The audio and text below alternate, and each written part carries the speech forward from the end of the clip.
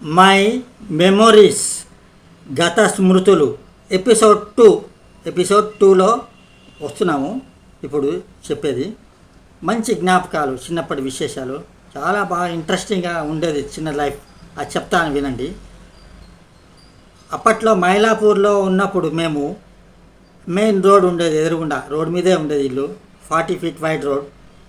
లజ్కార్ run నుంచి మైలాపూర్, కపాలి కోయల్ అట్లా వెళ్ళేది. ఎలక్షన్ టైం ఉండేది ఆ రోజు, important election time, local elections, అసెంబ్లీకి, మెడ్రాస్ ఎలక్షన్స్. అప్పుడు కామరాజ్ నాడార్ ఉండేవారు 1957-58లో 59లో, అరౌండ్ 59. మంచి జులూస్ వెళ్ళేది, మంచి క్యాంపెయినింగ్, కార్లు, అప్పుడు జీపులు, విపరీతమైన జీపులు ఉండేవి. ఆ తర్వాత రిక్షాలు వెనక పెట్టుకుని వచ్చేవాళ్ళు, కార్లు, రిక్షాలు అంటే మా ఇప్పుడు సైకిల్ రిక్షా కాదు. అప్పుడు మెడకి వేసుకొని మనిషి ఇట్లా పరిగెత్తి తీసుకెళ్ళేవాడు. అవి వితౌట్ సైకిల్, మాన్యువల్, మనిషి తీసుకెళ్ళేవాడు రిక్షాలో. అప్పుడు ఎలక్షన్ టైంలో కామరాజ్ నాడార్ పెద్ద లీడర్. కామరాజ్ నాడార్ వెంబడి మన కర్ణ అనేది కూడా యంగ్గా ఉండేవాడు, చంద్రబాబు నాయుడు లాగా యంగ్ ఇట్లా చంద్రబాబు యంగ్ ఉండేవాడు అప్పట్లో. అట్లా కరుణానిధి కూడా యంగ్. అసలు కరుణానిధి సినిమాలలో రచయిత, dialogue writer, script writer, story writer. పాలిటిక్స్లో ఎంటర్ అయ్యాడు. దాని తర్వాత ఎంజీఆర్ కూడా పాలిటిక్స్లో తర్వాత జాయిన్ అయ్యాడు.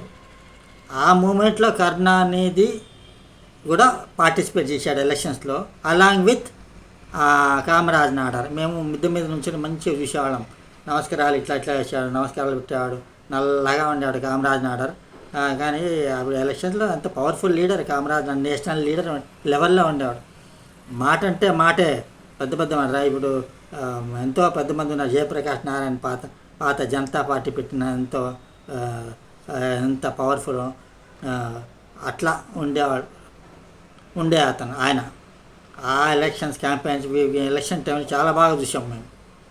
తర్వాత ఇది అయిన తర్వాత నెక్స్ట్ అదే రూట్లో కొన్ని రోజుల తర్వాత ఎలక్షన్ ట్రెండ్ మూమెంట్ అయిపోయిన తర్వాత, నెక్స్ట్ ఎలక్షన్స్ అన్నీ అయిపోయిన తర్వాత, నెక్స్ట్ 1 or 2 months తర్వాత మన కింగ్ కాంగ్ దారా సింగ్ ఎగ్జిబిషన్ బౌట్ ఉండేది, బాక్సింగ్, రెజ్లింగ్. కింగ్ కాంగ్ ఏమో ఇంత మేము చూశాను నేను మిద్దె మీద నుంచి.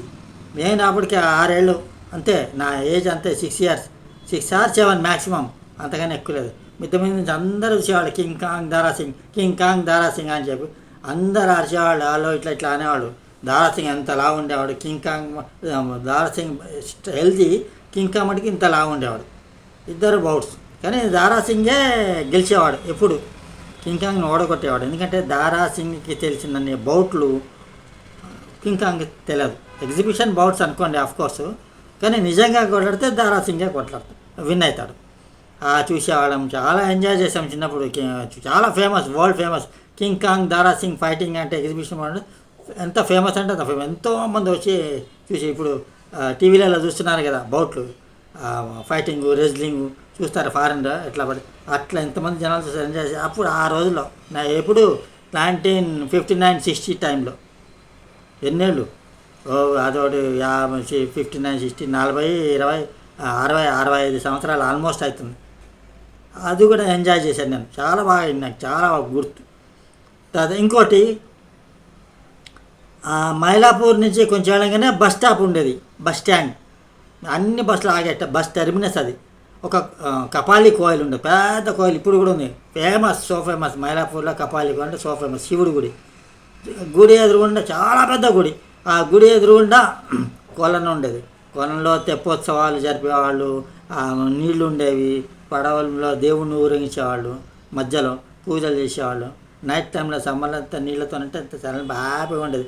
ఇది మన ఫతే మైదాన్ స్టేడియం ఉన్నట్టు, దాంట్లో ఉంటాయి కదా కూర్చోడానికి, అట్లా చూడడానికి, క్రికెట్ మ్యాచ్ చూస్తే చూడడానికి అట్లా ఉండేవి. అవి మెట్లు అందరు కూర్చొని ఎంజాయ్ చేసాం. కపాలి స్వామి శివుడి గుడి, నేను చిన్నప్పుడు భలే లైకింగ్. ఎప్పుడు వెళ్ళినా కూడా, ఆ రూట్ వెళ్ళినా కూడా ఆ గుడికి వెళ్ళేవాడిని. గుడి వెళ్ళేవాడిని, చుట్టూ ప్రదర్శనలు చేసేవాడిని. చాలా పెద్దది, ఒక 1 mile ఉంటుంది చుట్టూ. అట్లా 1 కిలోమీటర్ ఉంటే చుట్టూ ప్రదక్షిణ చేసి దండం పెట్టుకునేవాడిని. అక్కడ పెద్ద పెద్ద ఏనుగులు ఉండేవి.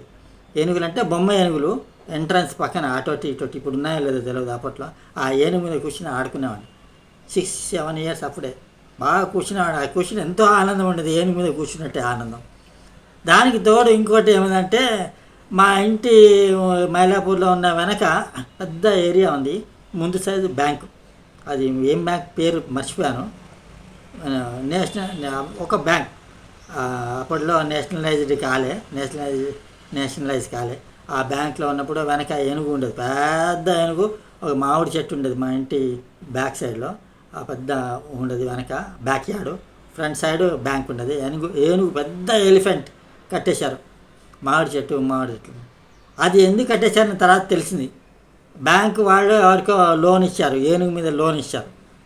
వాడు ఏనుగు పెంచుతున్న అవి చేస్తే లోన్ ఇచ్చారు. అప్పట్లో ఇచ్చేవాళ్ళు, యానిమల్స్ మీద లోన్స్ ఇచ్చేవాళ్ళు. అప్పుడు ఏనుగు మీద లోన్స్ బాగా ఇచ్చారు. ఇస్తే అతను కట్టలేకపోయాడు, డిఫాల్ట్ అయిపోయింది. ఇంకా డిఫాల్ట్ అయిపోతే రికవరీ ఏజెంట్స్ ఉంటారు కదా, అప్పట్లో క్లర్క్లే రికవరీ ఏజెంట్, ఇప్పట్లో ఉన్నారు కానీ అప్పట్లో క్లర్క్లే రికవరీ ఏజెంట్లు. వాళ్ళే రిమైండర్స్ చెప్పేవాళ్ళు. వాళ్ళు వెళ్ళి అంతా కట్టకపోతే ఆ ఏనుగుని తెచ్చేశారు. ఏనుగు తెచ్చి బ్యాంక్ వెనక మామిడి చెట్టుని పెద్ద ఇంత దిమ్మలాంటి దానికి గొలుసుతో కట్టేసి దానికి బ్యాంక్ వాళ్ళే ఫీడింగ్ చేశారు. యానిమల్ కాదు, ఇంకా లోన్ సంగతి వేవ్ అయింది, మనం తెచ్చుకున్నాం కాబట్టి పెంచాల్సింది కాబట్టి దానికి కావాల్సిన ఫుడ్ రోజు పెట్టేవాళ్ళు. లోన్ సంగతి దేవుడు లోన్ అన్నీ వైప్ ఆఫ్ అయిపోయినాయి, రిటర్న్ ఆఫ్ అయిపోయినాయి. అదొకటి. ఆ రోజుల్లో ఈ రోజుల్లో ఇస్తారా ఏనుగుకి లోన్? ఏనుగు మీద లోన్, యానిమల్స్ మీద లోన్స్ ఇస్తారా? ఇయ్యరు. ఏదైనా బ్యాంక్ ఇచ్చిందా ఏనుగు మీద లోన్ ఇస్తున్నాము చెప్పి ఎప్పుడైనా విన్నారా? వెళ్తే నవ్వుతారు. నవ్వడం కాదు, పిచ్చాడని చెప్పి బయటికి సెక్యూరిటీని పిలిచి పంపిస్తారు. ఏనుగు ఆ రోజుల్లో ఇచ్చారు. That is real. నేనున్న ఆ రోజుల్లో 6-7 ఇయర్స్ నాకు బాగా తెలుసు. 6-7 ఇయర్స్ అంతగానే లేవు. తర్వాత ఇంకోసి మా పిన్నులు ఉండేవాళ్ళు ఆ రోజుల్లో. చిన్నప్పుడు కంబైన్డ్ ఫ్యామిలీ ఉండేది. ఆ పాత రోజులు అందరూ కంబైన్డ్ ఫ్యామిలీ అండి. 6, 7, 8, 10 మంది 12 మంది సంతానం ఆ రోజుల్లో ఉన్న వాళ్ళకి. మా పిన్నులు ఉండేవాళ్ళు. మా మదర్ వాళ్ళు అంటే మేము ఎందుకు వెళ్ళామంటే మద్రాసు, మా ఫాదర్ ఇక్కడ హైదరాబాద్లో సికింద్రాబాద్లో రైల్వేస్లో పనిచేసేవాళ్ళు. ఫుట్బాల్ ప్లేయర్, మంచి ఫుట్బాల్ ప్లేయర్. 1942 to 1957. ఆ 57 వస్తే అది ఏమైందో ఏం ప్రాబ్లం ఆ రోజుల్లో చేతబడి అని అంటారు, మాకు తెలియదు కదా. నేను అప్పుడంతా చిన్న స్కూల్లో చదివాను. ఫస్ట్ క్లాస్ సెకండ్ క్లాస్ చదివాను. ఫస్ట్ క్లాస్ సెకండ్ క్లాసే చదివాను. అది అన్నారు. మొత్తానికి చనిపోయాడు. నేను సికింద్రాబాద్ రైల్వే క్వార్టర్స్లో ఉండేవాడు ఎప్పుడు 1957, 55, 56, 57 ఆ సంవత్సరాలు చదువుకునేవాడు. వెస్లీ స్కూల్ జ్ఞాపకం ఉంది, ఇప్పుడు ఉందో లేదో. బోయగూడ క్వార్టర్స్లో వెస్లీ స్కూల్ అనేది ఉండేది. దాన్ని ఎదురుగుండా ఒక స్కూల్ ఉండేది, పెద్ద స్కూల్. దాంట్లో చదివాను. చిన్నగా ఉండేవాడు. ఆ రోజుల్లో మాకేం తెలుసు, ఉన్నదంటే ఉన్నది, జాయిన్ అవ్వంటే జాయిన్ అంతే. ఆ పాత రోజులు ఏముందండి, స్కూల్లో వేస్తే నిక్కర్ వేసేవాళ్ళు, ఒక చిన్న చొక్కా వేసేవాడు, పంపించేవాడు బ్యాగ్ పెట్టుకుని. ఇన్ని పుస్తకాలు ఆ రోజుల్లో, ఈ రోజుల్లో ఉన్నట్టు ఇన్ని పుస్తకాలు ఆ రోజుల్లో లేవు. 1-2 అంతే. చదువుకుంటారు, లేకపోతే లేదు. పట్టించుకునేవాళ్ళు కాదు ఆ రోజుల్లో. ఈ రోజుల్లో పట్టించుకునేవాళ్ళు, రుబ్బుతున్నారు. ఈ రోజుల్లో ప్రైవేట్ వాళ్ళు రుబ్బుతున్నారు, గవర్నమెంట్ స్కూళ్ళల్లో వాళ్ళు కూడా రుబ్బుతున్నారు. ఆ రోజుల్లో ఏం లేదు, చదువు ఆటలు విపరీతంగా ఆడేవాడిని. అప్పుడు మా పిన్నిలో ఉన్న వాళ్ళకి మ్యారేజ్ అయింది. చేస్తే మైలాపూర్ కపాలి కోయిల్ పక్కన మ్యారేజ్ ఫంక్షన్ హాల్ ఉంది, మినీ ఫంక్షన్ హాల్. దాంట్లో చేశారు. దాంట్లో పిబి శ్రీనివాసు, ఎస్ జానకి పాట పాడారు, కచేరీ ఇచ్చారు. సాయంత్రం సినిమా పాటలు పాడి ఎంటర్టైన్మెంట్ చేస్తారు. ఎందుకు ఇచ్చారు అంటే, మా మామయ్య గారు చాలా క్లోజ్ వాళ్ళకి. మా టోటల్ ఫ్యామిలీకి మెంబర్స్ అందరూ, మా అమ్మమ్మ, మా పెద్ద మాయలకు, మా పిన్నులు అందరూ చాలా క్లోజ్. పివి శ్రీనివాస్, ఎస్ జానకి ఇలా చాలా వెరీ క్లోజ్. వచ్చేవాళ్ళు, వెళ్ళేవాళ్ళు. వాళ్ళు మామూలుగానే ఉండేవాళ్ళు. అప్పుడు పెద్ద సింగర్లు అంటే ఈ రోజులో అన్ని పాటలు ఆల్రెడీ పాడేశారు కాబట్టి ఫేమస్ అయిపోయారు, సెలబ్రిటీలు అయిపోయారు. ఆ రోజుల్లో నేర్చుకునే వాళ్ళు పాటలు సెలబ్రిటీ ఎక్కడయ్యారు? ఆ రోజుల్లో మా మామూలు పాటలు ఎవరికి అసలు మద్రాసులో ఎవరెవరో అంత పెద్దవాడైనా కూడా గుర్తుపట్టలేరు. సరే, ఇంకోటి ఏంటంటే, నేను స్పోర్ట్స్ చిన్నప్పుడు ఉన్నప్పుడు స్కూల్ నుంచి వచ్చేప్పుడు విపరీతంగా స్పోర్ట్స్ ఆడేవాడిని. నాకు ఒక ఇన్సిడెంట్ గుర్తు. మా ఇంటి పక్కన ఒక చిన్న గల్లీ ఉంది, సందు పొడుగుగా 1 కిలోమీటర్ ఉంటుంది.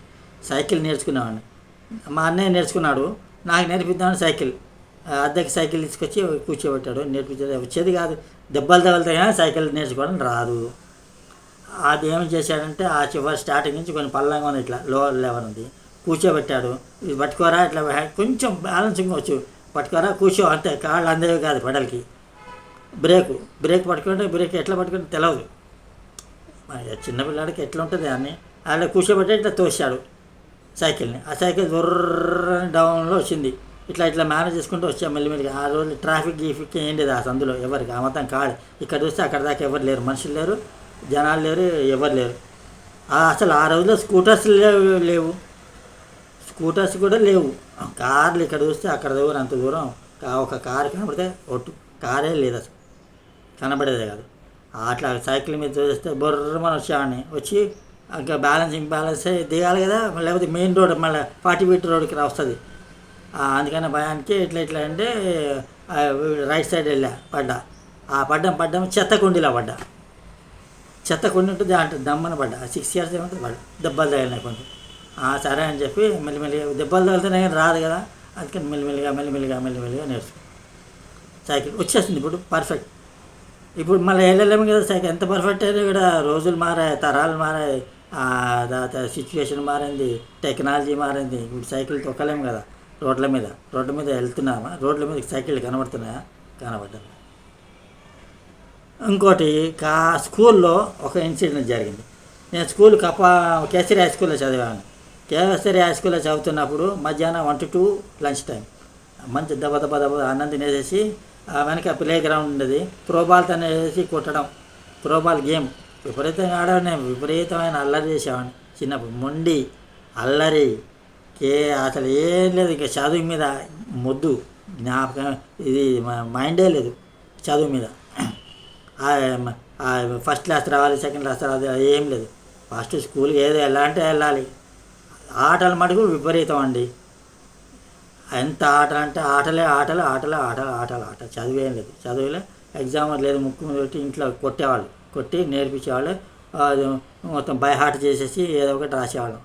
స్కూల్లో ఏమోదండి, ఫస్ట్ క్లాస్ సెకండ్ క్లాస్ చదివినా ఏదో కొంచెం రాస్తే ప్రమోటెడ్. ఆ రోజుల్లో ప్రమోటెడే, ప్రమోట్ ఎగ్జామ్ రాసిన పేరుకే ప్రమోట్. అట్లా గేమ్స్ ఆడుతుంటే వెనక మా ఫ్రెండ్ ఒకటి నన్ను ఏదో కొట్టాడు, ఏమో నువ్వు కొడతావా నన్ను చెప్పి వాడిని కొట్టడం పడితే వాడు పరిగెత్తాడు. వాడు ఎక్కడ పరిగెత్తాడంటే మెయిన్ రోడ్డుకి వచ్చేసేసి ఎంజీఆర్ ఇంటి నుంచి ఆ స్కూల్ వెనక భావించి అట్లా 3-4 కిలోమీటర్లు పరిగెత్తి మళ్ళీ స్కూల్కి వచ్చి ఎట్లా లేడో తెలియదు, కనబడలే నాకు. నేను మటుకు వాడిని తిరగడితే వాడు దొరకరాడు, నాకన్నా ఫాస్ట్ పరిగెత్తాడు, నేను కూడా పరిగెత్తా, కానీ నాకు దొరకరాడు. వాడు పరిగెత్తి టైర్డ్ అయిపోయి మళ్ళీ స్కూల్కి వచ్చా. ఆ స్కూల్కి ఎప్పుడు వచ్చాం, 3:30కో ఎప్పుడో స్కూల్ వదిలేస్తారు, ఆ టైంకి వచ్చి ఆ బ్యాగ్ తీసుకుని స్కూల్ బ్యాగ్ ఇంటికి వచ్చాను. ఇంటికి రాగానే ఇంకా స్టార్ట్ ఫీవర్, హై ఫీవర్. అది తగ్గలే, 10 రోజులైంది, 15 రోజులైంది, నెల రోజులు, టైఫాయిడ్ కింద వచ్చేసింది. ఆ రోజుల్లో ఉండడం అనే అనుమానం వచ్చేసింది. దానికి తోడు ఫ్లమ్ ఉండేది అప్పుడు వచ్చేసింది. అది ఏమైందో వాళ్ళకే నమ్మకాలకి ఏదో ఇంకా అట్లనే టైఫాయిడ్ అయితే విపరీతంగా వచ్చింది. 1 month బెడ్ రిడన్. దాని తర్వాత లక్కీగా ఏమైందో కొంచెం కోలుకున్నా, ఎందుకంటే చిన్నపిల్లలకి స్టామినా ఉంటుంది కాబట్టి స్ట్రెంగ్త్ ఉంటుంది, ఎట్లాగైనా కోలుకుంటారు. ఇంకా అట్లనే కోలుకున్నా. మళ్ళీ వచ్చిన తర్వాత ఇంకా ఆ గేమ్స్ అనేది ఆ త్రోబాల్ ఇవాళ పరితడాలు విపరీతంగా అవి కొంచెం తగ్గింది. కానీ స్పోర్ట్స్ మటుకు మైలాపూర్ మన కపాలి కోవిల్ దగ్గర బస్ స్టాండ్ ఉంది, దాని దగ్గర ఒక కాలేజ్ ఉంది, పెద్ద గ్రౌండ్, క్రికెట్ ఆడేవాళ్ళు. ఇప్పుడు రంజీ ట్రాఫీ మెడ్రాస్లో తమిళనాడు రంజీ ట్రాఫీ ఆడేవాళ్ళందరూ క్రికెట్ అక్కడ ఆడతారు. అప్పట్లో ఆడేవాళ్ళు పెద్దవాళ్ళు. అక్కడ అంత పెద్ద గ్రౌండ్ అంటే ఇప్పుడు ఉందో లేదో, అన్ని బిల్డింగ్స్ ఫ్లాట్లు అయిపోయి ఉంటాయి. అట్లా ఆడేవాళ్ళు. నేను కూడా క్రికెట్ ఆడేవాడిని, గిల్లిదండ ఆడేవాడిని, త్రోబాల్ ఆడేవాడిని, విపరీతంగా ఆడేవాడిని. అప్పుడు టెన్నిస్ బాల్తో ఆడేవాళ్ళం విపరీతం. పొద్దున వెళ్తే ఆదివారం వచ్చిందంటే పొద్దున వెళ్తే మళ్ళీ 1 గంటకి, మళ్ళీ ఇంటికి వచ్చి అన్నం తినాలి, మళ్ళీ 3:30కి బయలుదేరాలి. ఎందుకంటే మళ్ళీ లేట్ అయిన కొద్దీ టీంలు ఫార్మ్ అయిపోతాయి, మళ్ళీ టీంలో ఎంట్రీ అయ్యారు, ఇట్లా కూర్చొని చూడాల్సి వస్తుంది. అందుకని పొద్దున్న వెళ్ళి అక్కడే కాపలా మళ్ళీ వచ్చేవాడిని. దాని పక్కనే ఒక నది ఉన్నది, నది పారుతూ ఉండేది. ఆ నది దాటి ఆ గ్రౌండ్లో ప్లేస్ లేకపోతే ఆ నది దాటి కాలువలో పారుతూ ఉండేది. నీళ్ళు దాంట్లోంచి నడుచుకుంటూ పోయి నది దాటి అక్కడ క్రికెట్ ఆడుకున్నాను. మళ్ళీ చీకటి 6 కాగానే నది దాటి వచ్చేసేవాళ్ళు. నది ఎంత లోతుందో ఏముందో మనకి తెలియని కూడా తెలియదు. ఏదో అందరు వెళ్తున్నారు, వెళ్ళాం, అయిపోయింది. అది లైఫ్. సెకండ్ ఎపిసోడ్లో ఇవి అండి జ్ఞాపకాలు, స్మృతులు, గత స్మృతులు, మై మెమొరీస్. మళ్ళా ఎపిసోడ్ 3లో మళ్ళీ కలుద్దాం. ఈ లోపు మీరేం చేయాలంటే లైక్ చేయండి, వ్యూ చేయండి, మీ ఫ్రెండ్స్కి షేర్ చేయండి, దాని తర్వాత ఫార్వర్డ్ చేయండి, మీ గ్రూపులలో పెట్టండి. అండ్ మోర్ దెన్ ఆల్ తప్పకుండా మర్చిపోకుండా సబ్స్క్రైబ్ తప్పకుండా చేయండి మర్చిపోకుండా. Thank you very much. Nice of you.